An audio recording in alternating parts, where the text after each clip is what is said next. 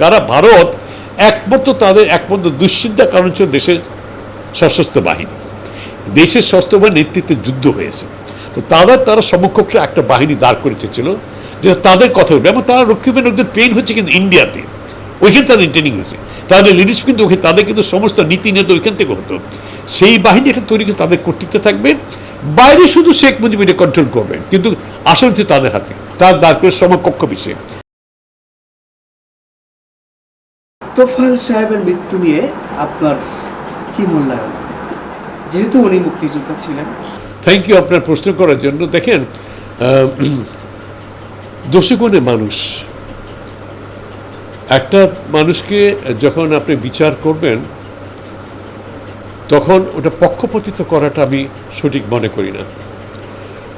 কালোকে কালো, সাদাকে সাদা বলা উচিত, এবং তার বিশেষ করে উপরে চলে যাওয়া একটা প্রয়াত মানুষের সম্বন্ধে খারাপ কথাগুলি বলা শোভনীয় নয়। এটা আমি কিছুদিন আমি আরেক জায়গায় একই বক্তব্য রেখেছি। তার ভালো জিনিসকে নিয়ে আলোচনা করা উচিত, কিন্তু একটা ব্যক্তি যখন একটা রাষ্ট্রীয় পর্যায়ে চলে যান, তার কার্যকলাপ, তার বক্তব্য যখন নীতি নির্ধারণ পর্যায়ে চলে যায়, যেটা পুরো জাতিকে আপনার এফেক্ট করে, তখন কিন্তু আর সেই বাধাটা থাকে না। তখন কিন্তু তার ব্যক্তিগত ব্যাপারে কোনো কিছু থাকে না, কারণ তার প্রতিটা বক্তব্য, কর্তব্য পুরো জাতিকে এফেক্ট করে, পুরো দেশকে এফেক্ট করে। সেই দিক দিয়ে বিচার করলে আমি দুটো ভাগে ভাগ করি যে কোনো মানুষকে। তোফায়েল আহমেদ সাহেব, ওনার অবদান যা ছিল সেটা অনস্বীকার্য। উনি ডাকসুর প্রেসিডেন্ট ছিলেন।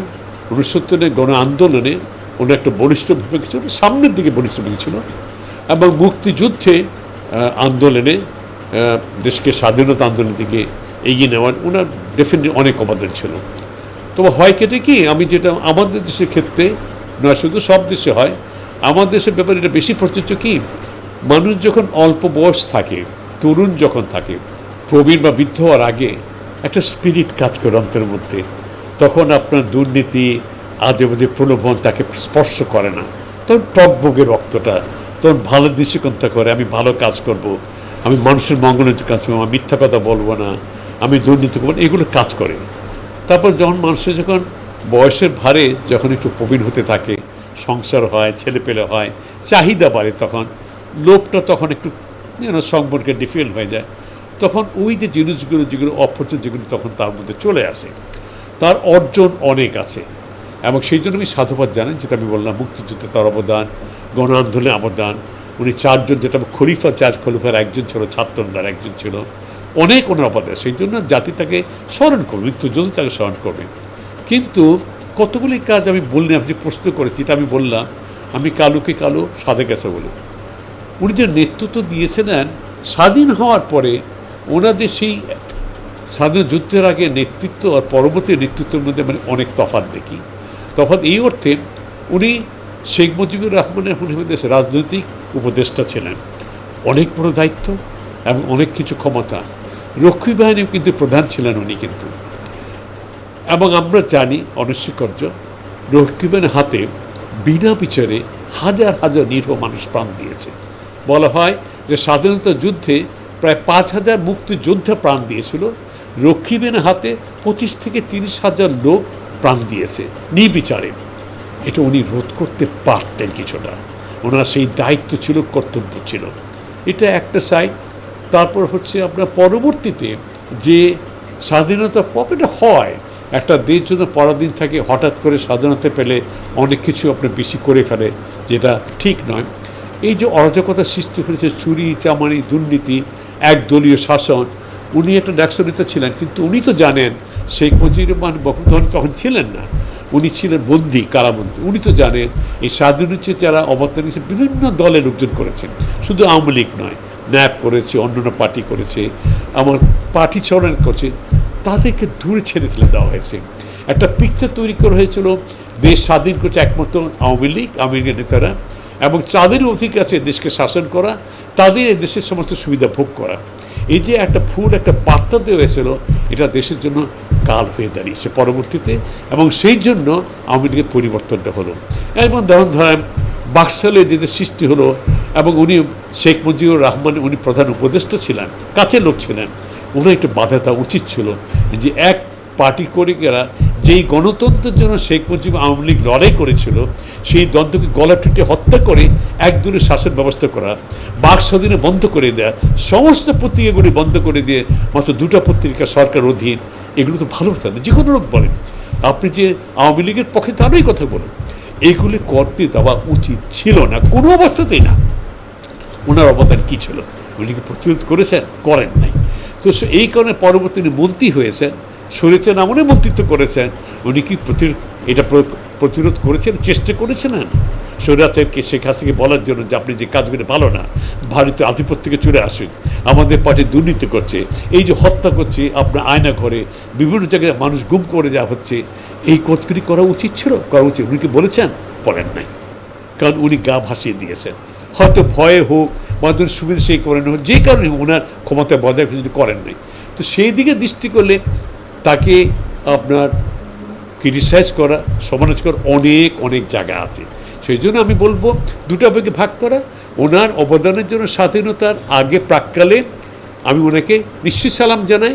স্বাধীনতা পরবর্তী ক্ষমতা গ্রহণ করার পরে ওনার প্রয়াত হওয়ার পর্যন্ত, ক্ষমতা থাকার পর্যন্ত বলবো, সেই পর্যন্ত উনি যে কাজ করেছে সেগুলো আমি খুব বেশি আপনার ভালো চোখে দিয়ে সাপোর্ট করি না। তবে আজকে পৃথিবীতে নাই, আমি কায়মন বাক্যে প্রার্থনা, আল্লাহ যদি ভুলতে হয়েছে গুনাহ তাহলে ক্ষমা করুন, আল্লাহ ওনাকে জান্নাত নসিব করুন, এইটাই আমার পর। শেখ মুজিবুর রহমান কেন রক্ষী বাহিনী করেছিলেন, গঠন করেছিলেন? আমার যেটা মনে হয়, তাকে সৎ উপদেশ দেওয়ার লোক দেশের ভিতরে ছিল না, দেশের বাইরে ছিল না।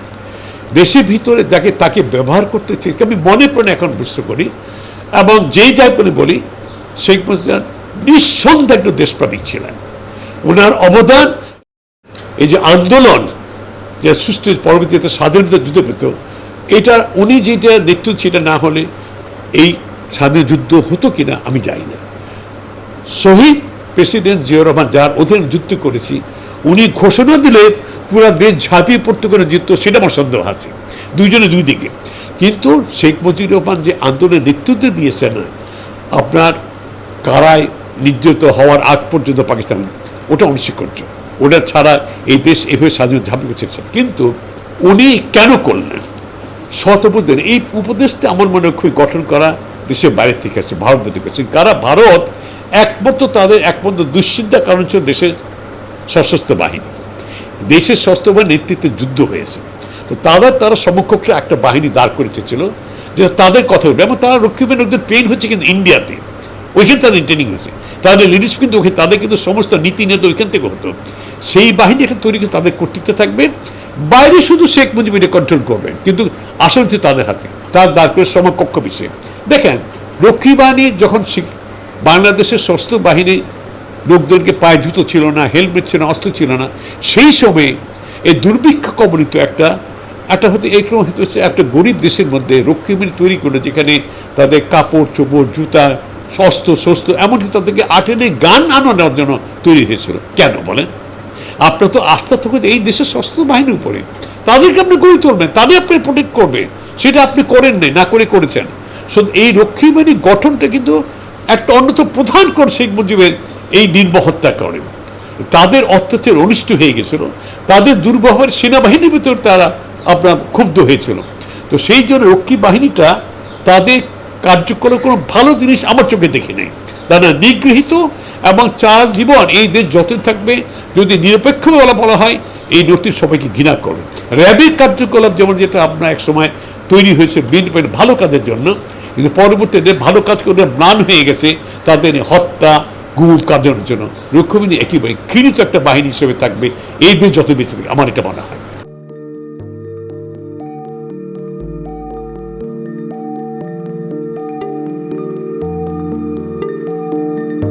পহেলা জানুয়ারি 2026 ইউটিউব জার্নালিজমের অগ্রদূত changeTV.press সংগ্রাম মুখর 7 বছর পেরিয়ে পা রাখলো গৌরবান্বিত 8 বছরে। এই আনন্দ প্রহরে সবাইকে নিরন্তর শুভেচ্ছা। আমি নিজেকে ধন্যবাদ মনে করি, আমি সৌভাগ্যবান চেঞ্জ টিভির পক্ষ থেকে আমার সাক্ষাৎকার নেওয়ার জন্য তারা আসছেন, এবং চেঞ্জ টিভি দীর্ঘ 8 বছর ধরে এই কাজগুলি করছে। আমি তারা অনেক ভালো কাজ করেছেন, দেশের মানুষের সুখ দুঃখের কথা প্রত্যক্ষ তুলে ধরছেন। আমার আশা থাকবে চেঞ্জ টিভি সামনের দিকে উত্তরোত্তর আরো সমৃদ্ধ হবে। একটাই শুধু আমাদেরকে উপদেশ দিতে চায় তাদের কাছে, সেটা হচ্ছে সত্য কথাটা মানুষের সামনে তুলে ধরা, মানুষের ভিতরে কি চায় তাদেরটা তুলে ধরা, মানুষের প্রত্যাশা তুলে ধরা, এবং মানুষের মধ্যে এই যে দেশাত্মবোধটা এবং সত্যবাদীটা এটা জাগরণ করে চেঞ্জ টিভির সামনের দিকে এগিয়ে যাবে। এবং যারা দেশের কথা চিন্তা করে এবং দলমত নির্বিশেষে যে লোকগুলো আছে তারা দেশের কথা চিন্তা করে, দেশের উন্নয়নের কথা চিন্তা করে, কোনো পক্ষপাতিত্ব করে না, তাদের বক্তব্য দেশের মানুষের তুলে ধরা, এই কাজগুলি সামনে এগিয়ে নিয়ে যাবে, এটা আমাদের প্রত্যাশা। অনেক ধন্যবাদ আপনাদেরকে, দেশবাসীকে, দেশবাসী পক্ষে সবাইকে আমি ধন্যবাদ জানাচ্ছি। changeTV.press, এক ফোঁটা হলুদ নেই।